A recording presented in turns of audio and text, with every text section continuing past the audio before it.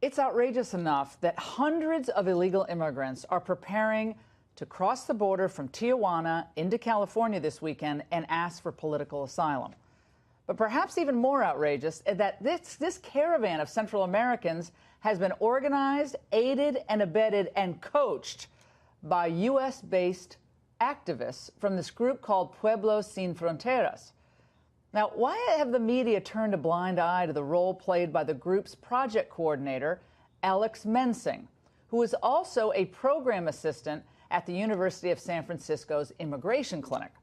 Well, let's get into that with a pair of immigration attorneys. Dan Stein is in Tampa, and Francisco Hernandez is in Fort Worth, Texas. Dan, let's start with you here. This is quite something. We have American NGOs and other NGOs working to get the publicity going for this group. They come every year around Easter time and they make their way into Mexico. Mexico usually disbands them quite effectively, and they actually started to disband them before I think the president started tweeting about it a couple weeks ago. But you have these lawyers who basically embed with the groups who are American lawyers. And they're going over, okay, this is what you say for credible fear of persecution. And then they show up on buses, and then they all start reciting the same lines. I mean, it seems like it's encouraging people to game the system. Maybe that's a cynical view. Laura, it's aiding and abetting. It's organized smuggling. I mean, the way the media make it sound like they think it's like a street fair. They're coming in for a festival, and then they're going back to Honduras. That's not what's happening. This is actually organized smuggling. Look, as long as the United States remains a free, capitalist, and open society, there will be millions of people around the world who would like to come here. But not everybody can come, and a sovereign nation like the U.S. has the right to control who comes into the country and who doesn't. Groups like People Without Borders do not subscribe to that idea. So this effort is part of an overarching organized effort we see across the world. We see it in Europe. We now see it in the Gaza with Israel. We see it all around the world to try to challenge Western societies to prevent them from using their immigration laws to stop this systemic organized smuggling under the banner of asylum. All the people coming in have been coached. And you know what? I feel sorry for the folks coming here. A lot of them look like really nice, good people. But the point is, if only refugees can get in, then everybody wants to be called a refugee. And so they get coached in.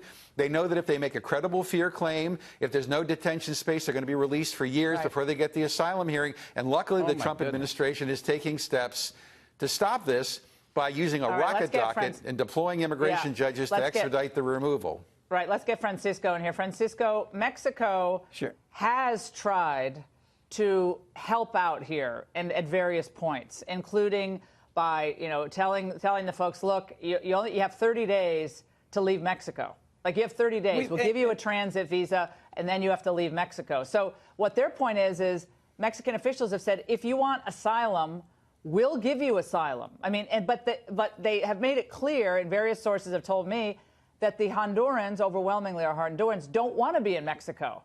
So they're not interested in going to any country except our country. Now, why is that? Except the promised land. But look, listen to what you guys are saying. Are we now against legal immigration?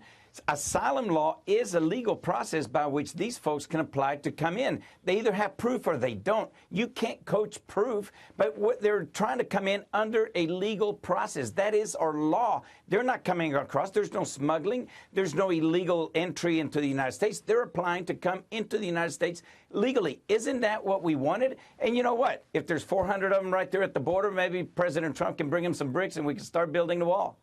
Well, I think since we spend about $116 billion all told on illegal immigration, when you add that up, that would be how many walls? Like 5 walls for $116 billion well, I thought we were a year talking about legal immigration. Yeah, well, no, we're talking about people who come here illegally in the United States. And many of the people who've been interviewed said, but no. And the people, well, hold on, who have disbanded from the group say, we're going to get there. Like, we're going to get there. If we don't get in as asylees, we're going to get in. I mean, they're look, they're very that's not adamant. Illegal immigration. No, but that's not illegal immigration. Francisco, they are invoking the asylum laws that is the law of the land. Francisco, are you saying that you don't believe there is fraud in the asylum application of the asylum lays in the United States? Sure, is that what you're is. saying tonight? Sure, there is fraud. It's sure rampant. It's rampant. And immigration is very good at ferrying it out.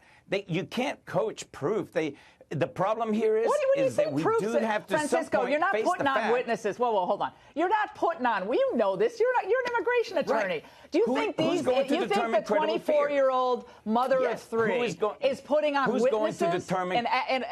Okay, here's my documents. Oh, they don't have any documents? What are you talking about? Miss Ingram, who's going to Laura. determine You've been credible knowing me fear? for years. But the U.S. agents. It's the Trump administration's agents that are going to determine whether these people can prove immediate fear. It's not like there's all these social programs going out. It is a hard threshold to prove, and it is a legal way of invoking the laws of the United States. Like, I think it's 75 to 93% of people who apply for asylum in this process, they ultimately get it, or they ultimately get released anyway during the process. So they're released into the United States. No, it's less than 10%. No, they get released into this. Dan, do they not get released after they've applied for asylum into the United States? First of all, the first standard is what's called credible fear. It's a very low threshold. All you have to say is, "I'm afraid to go home." They can request a hearing before an immigration judge. The problem is the cases get backlogged. They get released into the society. They're here for years. Yeah.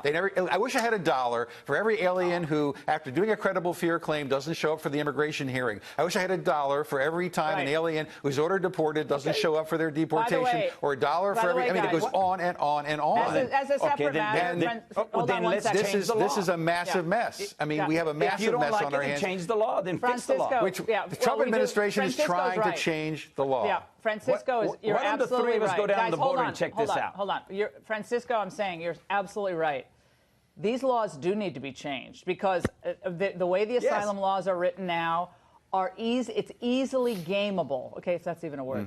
It's easily gamed, and it does have to be changed. Well, hold on. It does have to be changed because it's actually putting the migrants' lives at risk. You have these kids crossing that are being manipulated, and they're being hurt by these gangs and recruited by gangs. This is a humanitarian nightmare that we've helped create. So we've got to fix these laws. God bless you. Thank you for saying that. That is absolutely 100% correct. By the way, just a fact for our audience, and we're running over. This just came out today by the federal government. The federal government loses track of 20% of the unaccompanied children within 3 months of their arriving here. This was HHS testimony today. They've lost track of 7,635 unaccompanied children that they had to check in with over the last 3 months, the last 3 months of last year. They lost track of 1,500 of those after 30 days. And Laura, we don't know where they are. In the meanwhile, Congress is still sitting there doing nothing. Many of the people who say that they're fleeing are actually, they say they're fleeing gang violence, but in fact, a lot of these unaccompanied minors are recruited by gang MS-13 in this country. All right, we're out of time, we have guys. a direct relationship between gang violence and illegal immigration. We've agreed on some things. I'll meet you at the border next week. I'll meet you at the border. Hey, Francisco, we're going to go to. And the tequila shots are on me, okay? It's all on me. I'll buy drinks. You're on. I'll buy drinks for everybody.